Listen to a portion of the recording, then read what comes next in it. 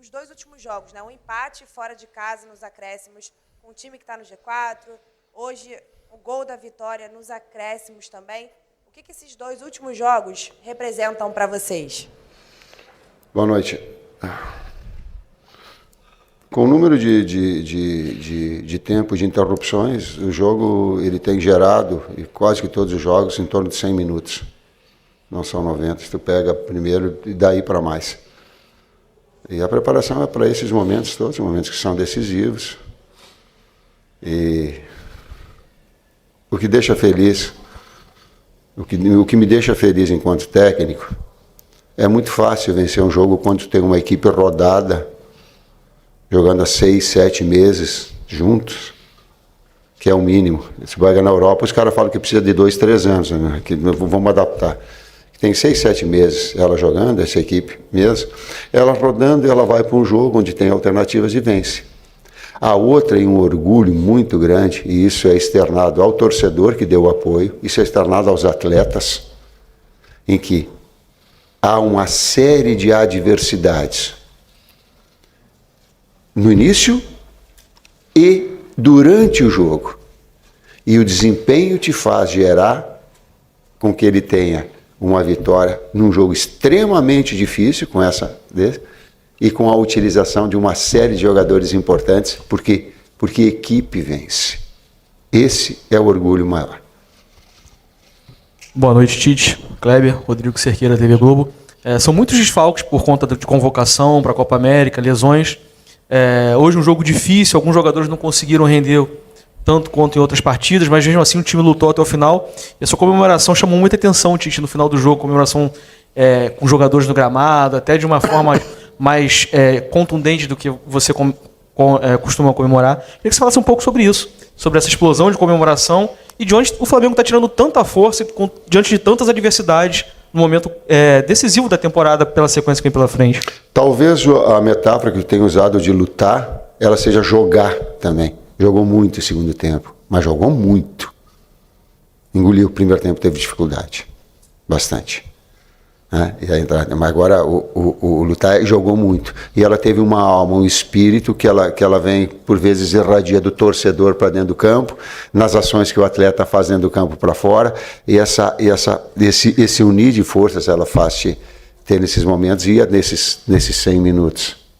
Completando isso com essa dedicação de alguns atletas experientes fazendo funções que nunca tinham feito, né, tão rotineiramente, né, ou atletas voltando até mesmo antes do que a gente esperava que voltasse, né, o sacrifício deles para poder jogar. Departamento médico, físico.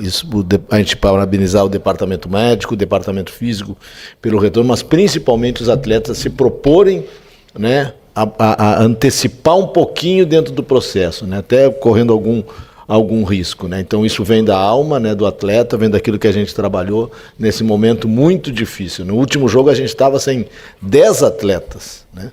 5 na seleção, 5 lesionados e mais o Bruno que durante o jogo teve um problema estomacal. Hoje a gente tem 7 atletas, né, por problemas de lesão e a falta de jogadores que estão na seleção acarreta essa repetição de atletas que nos dificulta, né? Mas a gente tem os meninos que têm dado resposta, entrado e dado resposta, também valorizar muito isso. Vou dar nome.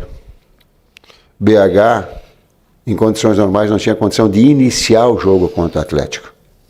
Vou ser bem direto para o torcedor. Deu porque puxou da alma e não tinha mais condição no intervalo. Requisitado que foi o doutor disse assim, eu não tenho mais nada para tentar dar para ele, não dá. Então o torcedor tem que saber. Alan, ele foi antecipado, porque não era para vir para esse jogo. Ele deu a sua parcela de contribuição, o departamento médico disse, vou dar, vamos embora, precisa. Léo numa função que não é a específica dele, onde tu tem que transitar muito. Fez 2 jogos inteiros. Ele fez, exato. Léo Pereira, que tem a condição de lateral, depois ela vem... Bahia, que entra, que não é uma função específica dele, com um adversário que ele tem todo montado, que tem um externo, que ele faz as modificações com Biel e Ademir, para ter 2 jogadores Estupiñán na frente, porque quando a equipe está cansada, ele bota e joga velocidade em cima.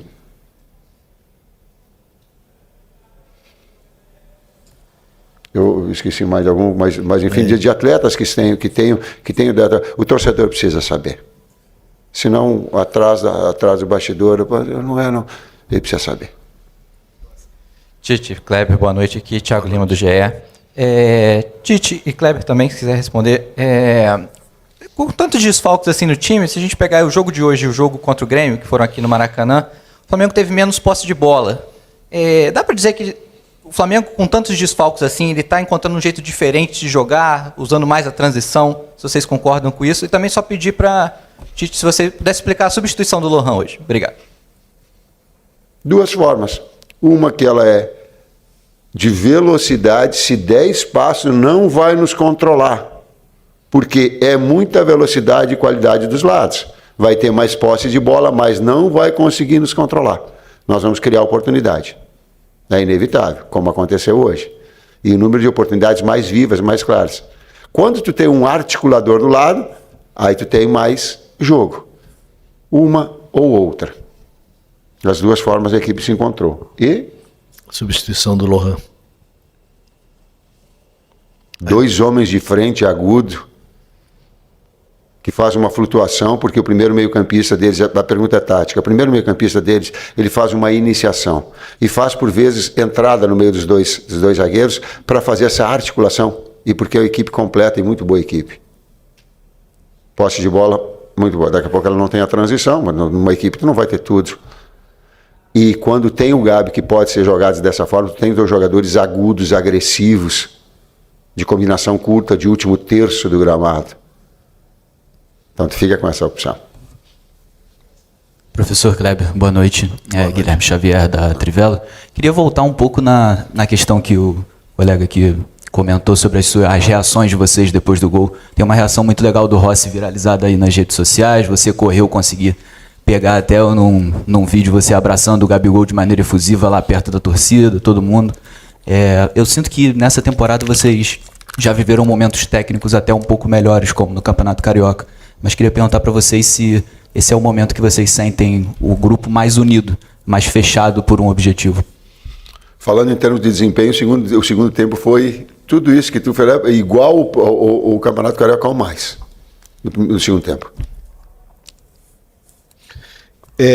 A questão da união é o tempo, né? O tempo que vai se somando, aí já são 9 meses juntos, né? Com uma filosofia de trabalho, a gente criar um bom ambiente de trabalho, os jogadores passando a entender o processo, o aproveitamento de todos, a gente sempre diz, a gente trabalha todos, não é só na palavra, é no dia a dia, né? E quando as oportunidades aparecem, os jogadores eles entendem isso, né? E assim tem lideranças muito fortes no grupo, né? E que tem essa forma de trazer essa união, além da liderança da comissão, liderança de atletas dentro do grupo, né? Então os resultados vão acontecendo e isso também vai fomentando e vai trazendo essa relação, né? Então aconteceu isso no jogo contra o Atlético, né? Que ficou mais recente agora, que a gente fez uma grande atuação contra o Atlético, né? E conseguiu, tomamos um gol no finalzinho, conseguimos reagir, e isso vai ser levado agora, pelo que a gente entende, é claro, né? Porque foi o último jogo, traz para esse jogo também. Verdadeiramente, desses dois jogos, o jogo do desempenho eram 4 pontos para conosco. Ele poderia ser a vitória lá contra o Atlético, poderia ser um empate hoje, poderia.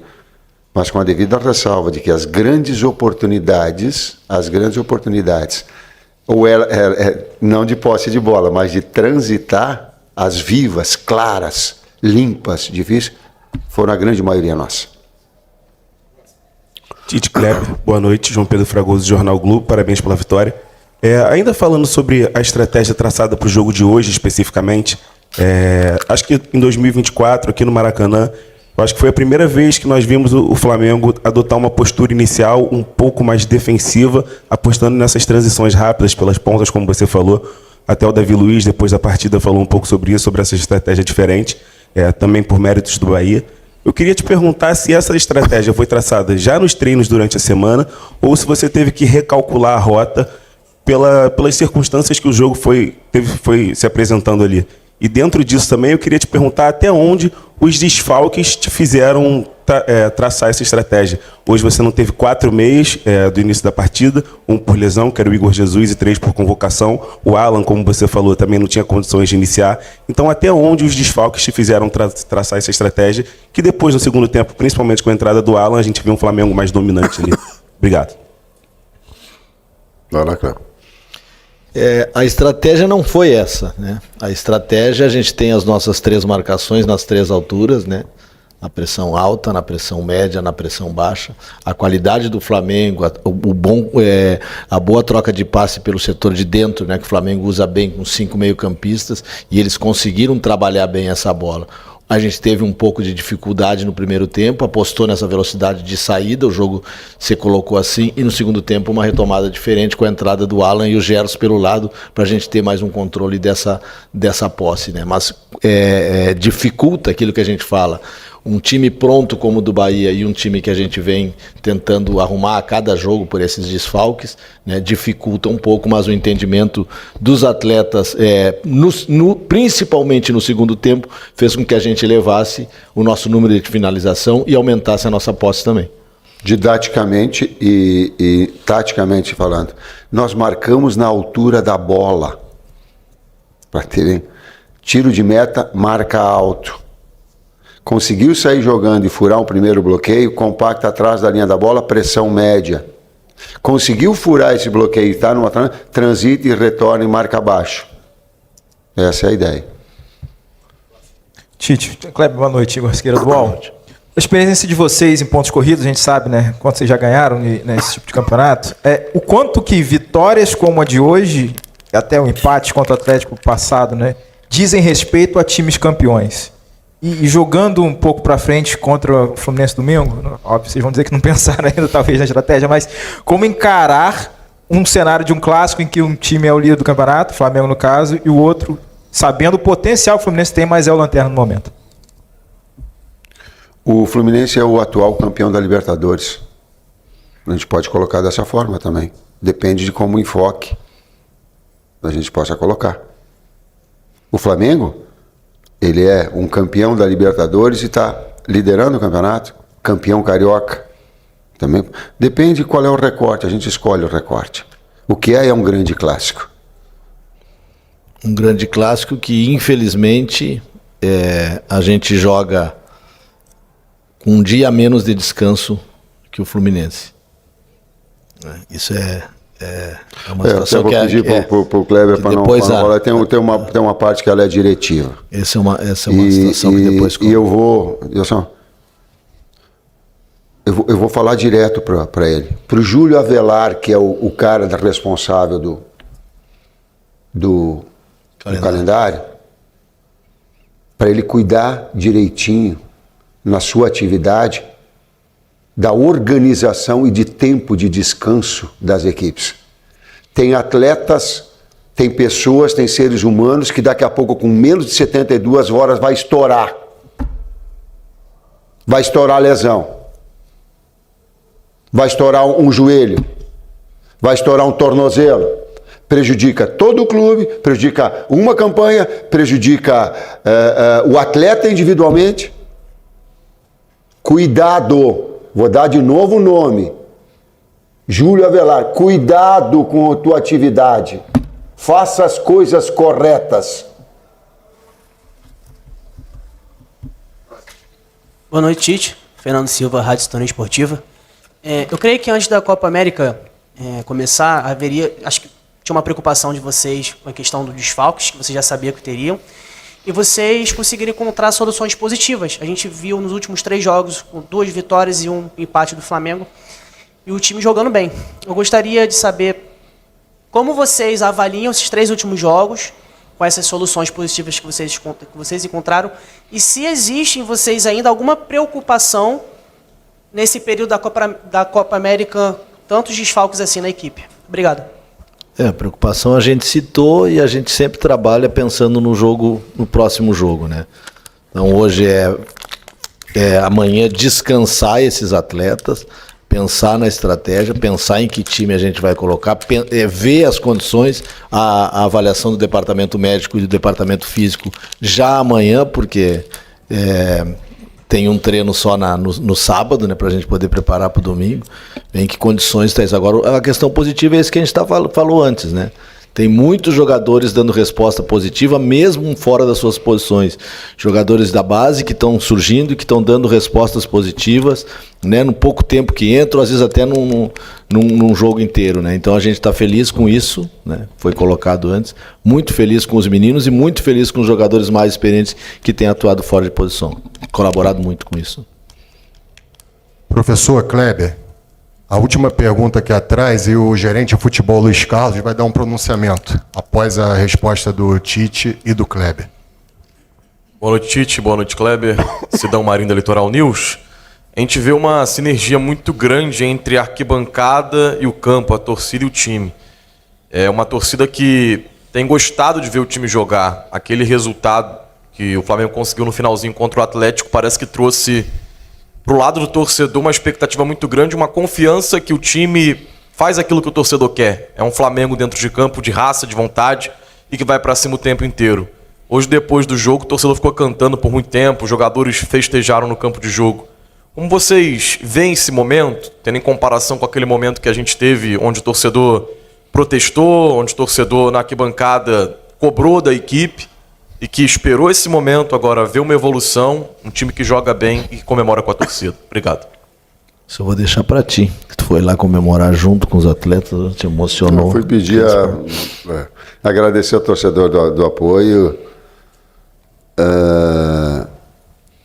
e agradecer aos atletas também para que aplaudissem eles, porque são situações bastante difíceis de organizar. Uma coisa é uma situação individual, outra é uma organização de 11 atletas e ajustar isso tudo. Nós nunca tivemos falta de vontade. Falta de vontade não é um adjetivo que se emprega para futebol. Quem não tem vontade é mau caráter.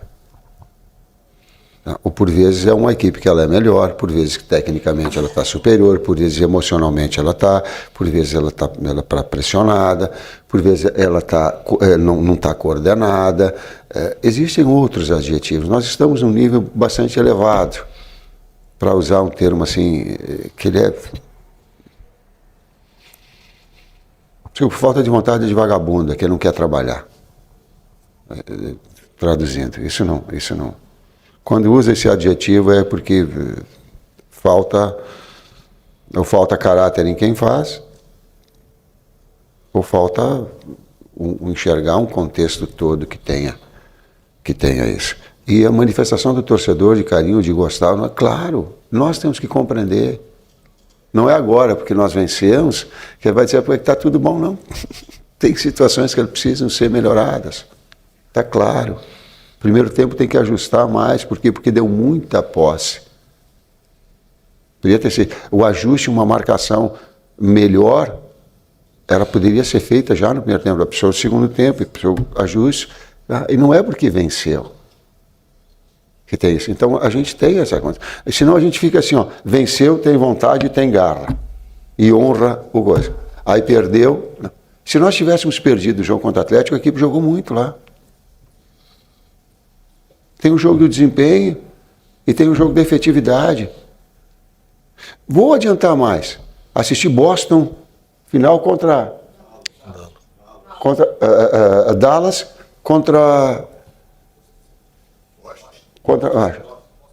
aí num jogo, num dia, no outro tomou 30, 40 pontos de diferença. De um dia para o outro. Ou com 2 dias de intervalo. Faltou vontade. Não é. Eu estou falando isso de uma situação geral, genérica para torcedor. Calma, cara. Tem dia que o atleta está inspirado. Tem dia que o atleta, como o BH, está assim, as suas melhores condições, mas precisava porque não tinha gente. Não tinha gente, cara. Se tinha força de expressão, mas não jogador específico que daqui a pouco está pronto. O Verton daqui a pouco vai estar, mas não estava pronto ainda para jogar. Sabe, essas compreensões, se a gente ampliar um pouquinho de entender que que existem profissionais, que existem sentimentos. É uma coisa maior e que a gente não faz isso por, vai e saio daqui. Não, cara. Tem muita relação humana por trás, tem muita... Jogar o atleta de alto nível joga sempre com dor. Mas já falei demais, o Luiz vai falar mais a esse respeito. Só para a gente compreender um pouquinho o que é o contexto da bola e